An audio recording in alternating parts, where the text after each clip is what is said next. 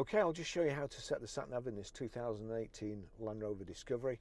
So from any screen, what we actually need is the home screen, and that's the picture of the house there. So the home screen, and there you've got, at the moment we're on Orchard Close, you can set your home destination with that button there.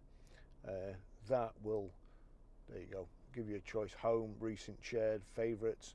But what we want to do, if I just go back to there and click search, and we're Grosvenor Garage, Chorley Road. Oops, where's the back?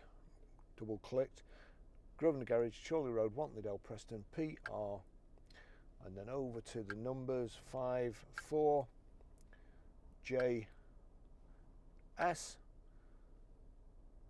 So that's it. Click enter. PR54JS, that's the one. Click on there, click start.